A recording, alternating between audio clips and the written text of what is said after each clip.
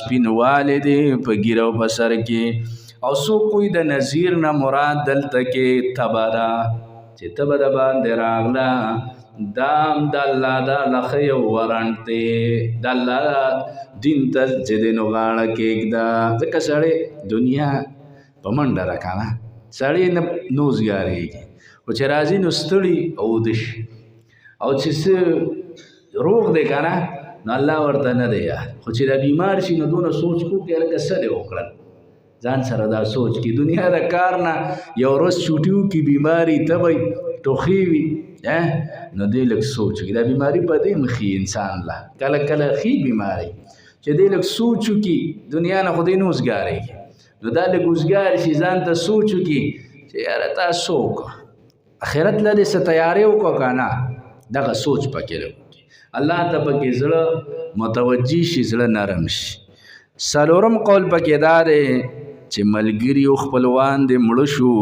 نو دا د الله د اړه خطا ته یو اشاره ده ملګري او خپلوان دې د دنیا نه لاړل. او پنځم قول دا دی چې عقل دې پوره شو. او شپږم قول پکې دا دی چې نوسي دې پیدا شو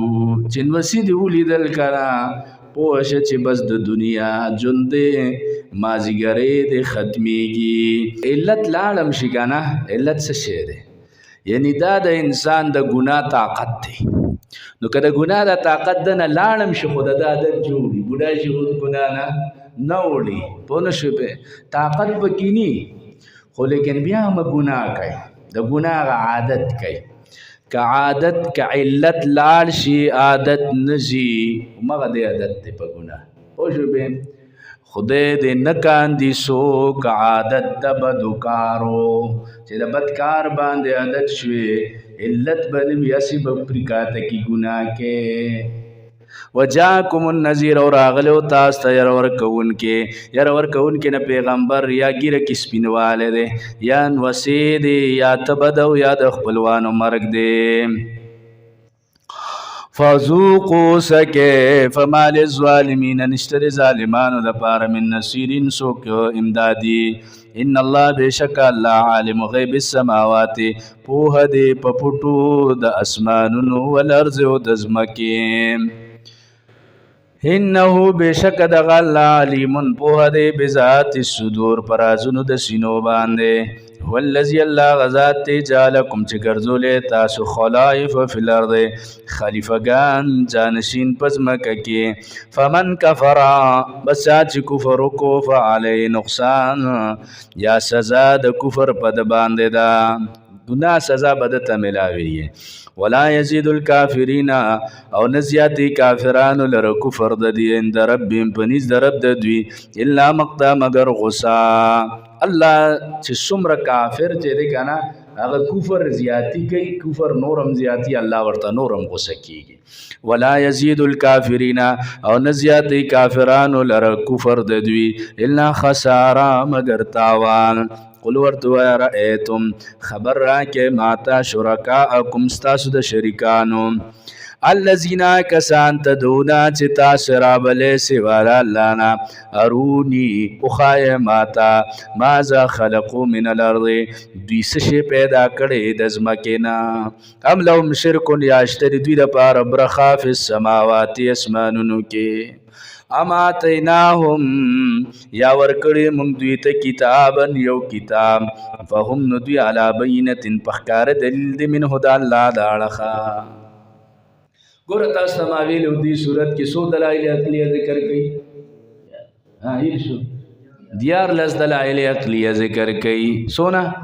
14 دلایل عقلیه ذکر کوي. الله وی دا هر څه زه کوم تبه زه راولم بیماري زه راولم دانه زه ښه کومه بیماري زه ښه کومه بچي زه ورکومه مال زه ورکوم دولت زه ورکوم دا بل څوک نه کوي. باد زه راولم باد زه لرکوم تکلیف زه راولم تکلیف زه لرکوم 14 دلایل په دې ذکر په څه باندې. اوس مشرک ته وایي چې دا ته د الله نه ما سوا بل چا ته را مدد شوی د بل چا په نوم باندې نظر و نیاز او منښتې کې او بل چا ته وایې چې را مدد شلو یا ځوانه ما نیولې لمن ستا ده امداد کنی بندغم آزاد کن در دین دنیا شاد کنے شیخ عبدالقادر جیلانی خواب خلکو په تسبو داری امداد میں کا سمعو کا امداد میں کا دا بند ځان یادو دا د غم نه خلاص کا دنیا و آخرت ولا خکا چاته لے اے شیخ عبدالقادر جیلانی اے شیخ عبدالقادر جیلانی دنیا میں خکا آخرت میں خکا دا به په تسبو پونه شو په دا ته چې چا ترا مدد شوه دا ته چې څوک د دانی ذمہوار غاڼي دا څوک د پیریانو دیوانه بابا غاڼي دا څوک د بادو بابا غاڼي دا څوک د بچو ور کول والا دا څوک د سر در خکول والا څوک خزانو ور کول والا د الله نه ما سیوا منه وخا یزمک کی څه پیدا کړی دي د آیات کې الله تم راته څه دلیل وایې کنه ما درته دیار لس دلایل عقلیه وخوله ته راته یو دلیل وخایا یو مچې پیدا کړی دا چې ته ورته رامدد شوې د الله نه ما سیوا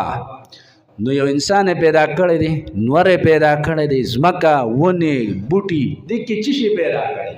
څه وخایې څه پیدا کړی دی الله وایي ما دا ټول څه پیدا کړی دي